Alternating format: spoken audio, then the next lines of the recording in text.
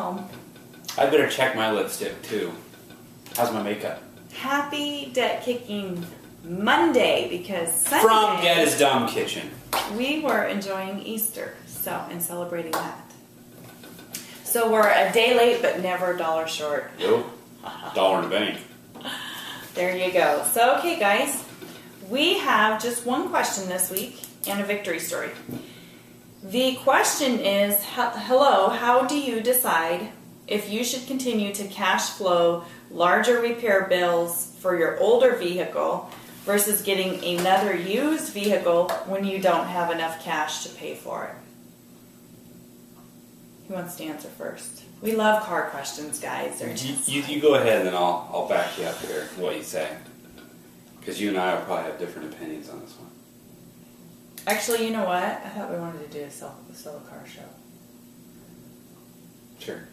Okay. We'll just keep going because that's what we do. Anyway, so the answer to this question, if you don't have enough cash to pay for it, then you never get it. Never. No matter what it is. They're asking for I know. to repair it. Right. The last part was versus getting another used vehicle when you don't have enough cash to pay for it. So, if you don't have enough cash to pay for another used vehicle, you don't get it. If you don't have cash, I just want to say, if you don't have cash for anything, you don't get it. Well, my opinion is if it's a $500 car and it needs a $1,500 transmission, I would take the $1,500 and go buy a $1,500 car and sell or recycle the $500 car that needs a transmission. Yes. We've actually been asked this a few times. It all depends on, I guess, the value of the car and what's wrong with the car. Well, and if you're able to cash flow all of your repairs so far, good for you. It's working for you. I would keep doing that. Because, like he said, a transmission is cheaper than a brand new car. Yeah. Or a brand new used car. And mileage, mileage takes effect too. I mean, you should know what your vehicle is. You should have a good idea of what its drop dead date is. Like we have a Honda Accord. Those things run for 400,000 miles. So, if it has 500,000 miles on it and it starts breaking down, it's had a good life. Maybe it is time to start putting our cash towards another one and not repair it. But if it's... And start a sinking fund. If you guys do plan on for a new one, and you could put a few $100s a month, say $300 a month, to save up for it, put it into what's called a sinking fund. And then in 10 months, you have $3,000, to go buy a car. That's how you should do any car. But large bills, I'm assuming, if it's like tires or the transmission or the engine or something like that, that's thousands of dollars. I don't know how much the car is worth, but I would maybe buy a newer used car for the amount of money I'm putting in it. If it's just an alternator or spark plugs or water pump or thermostat, if it's little bills like that are only $100, $150 a pop, we've been doing that on our cars the last 3 months. It seems like every week I'm putting $125, $140 into the cars, but they only have 100,000 miles on them. They'll last us another 10 years. And so it's an investment, really. That is probably, when we were in Financial Peace University, probably the best advice I got from Dave Ramsey was to get yourself a good, reliable used vehicle. A car that's going to last forever, that you pay little amount of money for, but will last. And I knew that we were in 2 vehicles with bad gas mileage and loans up the wazoo, that it stressed me out, but that always stuck with me, that you invest in a good, reliable used vehicle that you pay cash for. So cars are a sore subject, and we get approached in our normal lives about car issues. And Dave Ramsey, if you're familiar with his show, it's on Fox, the Fox Business Network. Not anymore. I think for some people it still is. Okay. And he's also on the radio. What he does is he calls it the sell the car show, because people will complain about their situation or explain to him, and first question is, how much do you own your car? It's pretty, sell the car show. I'd say like 70% of his callers, the first thing he says, sell your car. You need to sell your car. Sell your car. If you guys are in this plan and you're spinning your wheels and you're frustrated and you can't get any traction, just let your car go. Seriously. Unless it's paid for. Unless it's paid for. But we have a $500 beater across the street for sale, a grandpa car that would last forever. It has 60,000 miles. 60,000 miles on it. And it's $500, you guys. So that would work. That will get you to and from. Who cares what you look like? You're trying to impress people you don't know or you do know.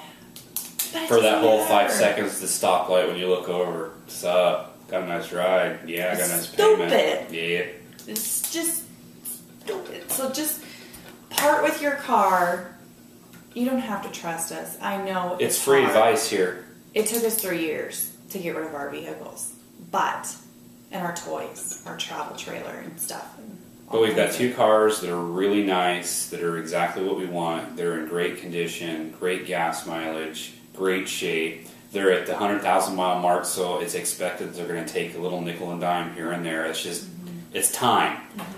You put a little bit of money in it now, it'll go another 100,000 miles, you won't have any problems. Right. And you can think of the things you can afford. School clothes for your kids, date nights with your husbands, possibly a weekend away with your husbands. Hopefully you only have one husband or wife. Just imagine what you could buy and where you could go and what you could do with the amount of money you put towards your car payment. Our toys that we had that we got rid of was over $600 a month. Now that's all going to my debt snowball. Okay, that camping trip, that 1 week a year, you guys, was costing us $6,500. By the time because we want to go camping, but we had the truck, so then you have to have the trailer, and you can't really pull the trailer without the truck, so they go together. We did the math. I about died. $6,500 a year. Look good though, and boy did it. We couldn't afford the gas. It was around $4 a gallon too. Now I rolled up in my paid-for minivan, my paid-for tent, eating my paid-for food out of my paid-for cooler. It feels so good, you guys. Yep. So good. There's no amount of a car payment can get you that feeling. None. So anyway, I sum up. I'd cash flow what you can, but I guess there is a threshold there. There is the balancing act where you are. If you're starting to buy $1,500, $2,000 big ticket items like engines and transmissions, and your car is only worth $1,000, yeah, then I would say it's time that you maybe start taking that money and go to the next step, buy a little bit of a nicer vehicle, but you got to pay cash for it. Save up for it. Save up a little bit and pay cash. So, great question. Thank you. Yes. We have a victory story. I love this. If you guys seriously have victory stories, put them down below because it's awesome. So this person says they finished saving my first $1,000 in the emergency fund this week. It took me a few weeks, but it's done. Next, pay more to debt. Good for you. That's awesome. See, if you focus for a few weeks, you can get that first baby step knocked out, which is $1,000 in emergency fund. And then you have automatic peace. Yep. So when, alternator goes out, thermostat sticks, you got some money to fix it. It's really hard. It's really hard for us to have sympathy for, we know how difficult it is, we've been there, but when you don't have, when you're paying out so much money that you cannot get your $1,000 in the bank, something's wrong. That's the first step, saving up your money. Congratulations. That's wonderful. Just start hitting your debt and you should start feeling much better here pretty soon. Baby steps. Baby steps. Anyway, and if you're married, you have a very happy wife, I'm sure. So the security gland is fully functioning. That's what I was going to say. So guys, we want a lot more questions this next week. Victory stories, we love them. Please put those down below under this video so that we can just easily pull them for next week's video. And then we'll answer more questions on Sunday. And hope everybody had a wonderful Easter. We had just such a nice Easter with friends and at church. And it was truly a learning Easter for us. We didn't have our family close by, and family just kind of became what we made it. And it was wonderful. It was wonderful. So hopefully you all had a great Easter too, celebrating God and His blessings and the food. I was going to say being forgiven for your sins, but we could celebrate the food too. Well, that too. That's important. Okay, guys, have a wonderful week. Thank you for your questions and your victory story. We love ya. Signing out from Dead is Dumb dining room from our paid-for chairs. You keep going. I'm expecting it, but it still cracks me up.